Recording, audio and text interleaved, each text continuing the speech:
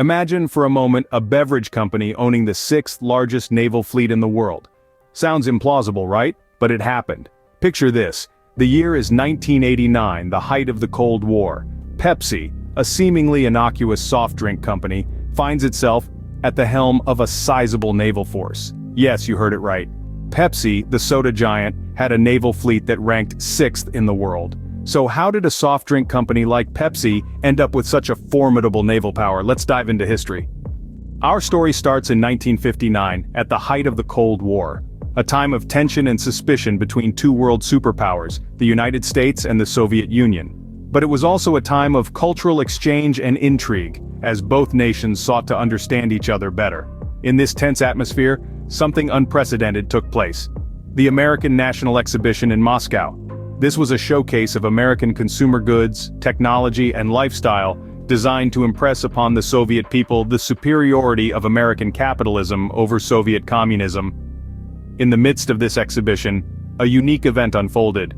Known as the Kitchen Debate, this was an impromptu discussion between then Vice President Richard Nixon and Soviet Premier Nikita Khrushchev. They sparred verbally in the setting of a modern American kitchen, debating over the merits and flaws of their respective economic systems. Amidst this heated debate, something fizzy was brewing. Pepsi, a giant of the American soft drink industry, had been introduced to the Soviet Union at the exhibition.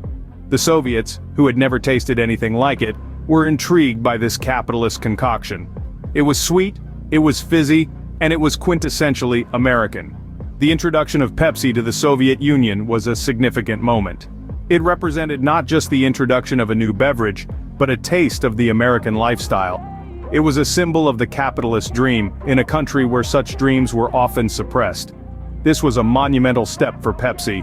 The Soviet market was vast and relatively untapped by Western companies. By entering this market, Pepsi had a chance to expand its global reach and influence. But the road to Soviet Pepsi love was not smooth. The Soviet Union had a closed economy, which meant that traditional methods of payment were not an option. Pepsi had to get creative. And get creative they did, leading to one of the most unusual business deals in history. And thus, Pepsi made its mark in the Soviet Union, but the real twist was yet to come. Fast forward to the 1970s, Pepsi had become popular in the Soviet Union, but there was a problem. This problem was more or less related to the economic policies of the time. You see, the Soviet Union didn't have what we call hard currency, or globally accepted currency like the US dollar, to pay for the Pepsi supply. Pepsi was flowing into the country, but the company wasn't getting the payment it needed in return. Enter Donald Kendall, the CEO of PepsiCo at the time. He had a knack for unconventional solutions, and boy did he come up with one. He struck a deal with the Soviet government, a deal that was quite unique to say the least. Kendall proposed a barter system. Pepsi would continue supplying its syrup, and in return the Soviets would pay with Stolichnaya vodka. Yes, you heard it right. Vodka for Pepsi. The idea was simple. The Soviet Union had plenty of vodka, and PepsiCo could sell it in the United States. It was a win-win situation. The Soviets got their Pepsi, and PepsiCo got something they could trade for hard cash. And thus, the deal was set into motion. Pepsi syrup flowed into the Soviet Union, and Stolichnaya vodka flowed into the United States. It was, in fact, one of the most significant examples of a barter system in modern times. But as time went on, it became clear that even this barter system was not sustainable.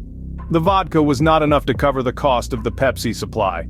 There was a deficit, and it was growing. So what could be done? Kendall, ever the innovative thinker, came up with another solution, one that would make history.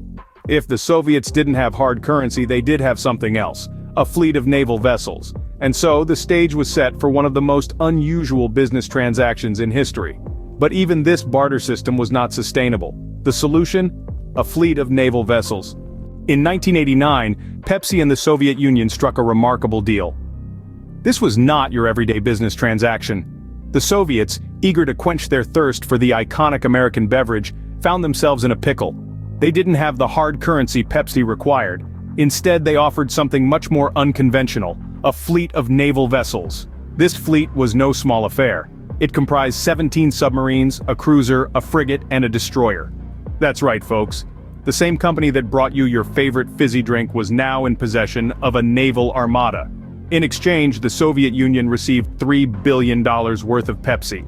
This was the largest deal ever made between an American company and the Soviet Union, and it propelled Pepsi into a realm few corporations ever dream of entering.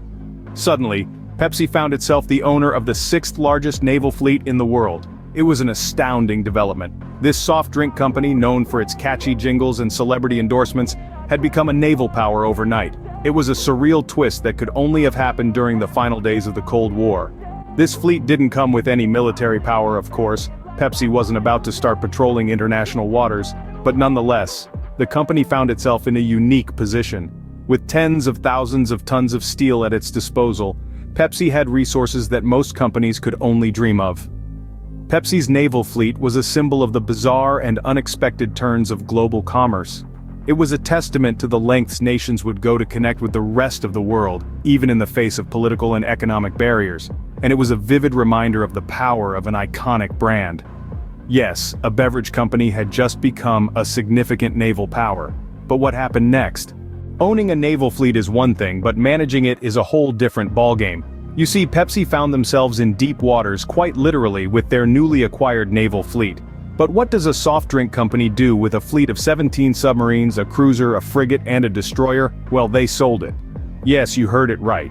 Pepsi, the soda giant, didn't have plans of venturing into the naval industry. They sold off their fleet to a Swedish company, not for any strategic advantage, but for scrap recycling. The fleet that was once a symbol of Pepsi's unexpected naval power was reduced to mere scrap metal. But the story doesn't end there. The dissolution of the Soviet Union, a monumental event in world history, had its ripples felt in the Pepsi deal as well.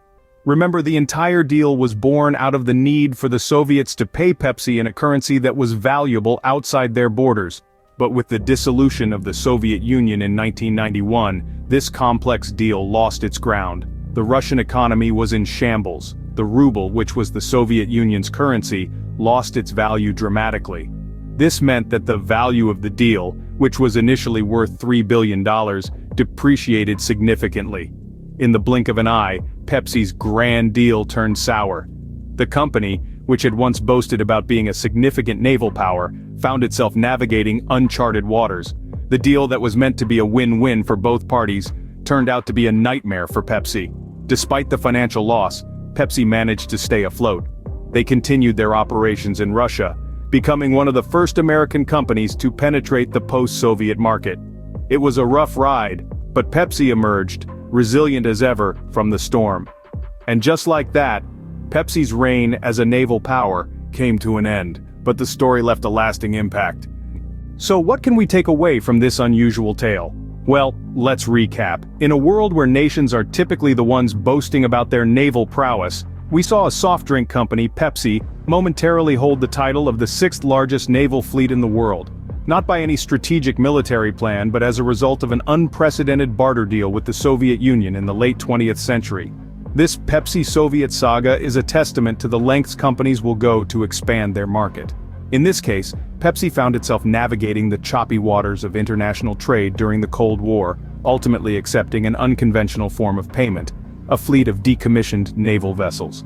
But this story is about more than just a fleet of ships. It's about the adaptability and resilience of businesses. It's about the unorthodox solutions that are sometimes necessary to overcome seemingly insurmountable barriers. It's about the power of a fizzy drink to bridge gaps between two superpowers in a time of tension and uncertainty. So as we reflect on this historical narrative, it's clear that business, much like history itself, is never just about the product or the profit. It's about the people, the places, and the peculiar paths that lead us to unexpected destinations. Next time you sip a Pepsi, remember, you're tasting a bit of history, a history that once included a naval fleet.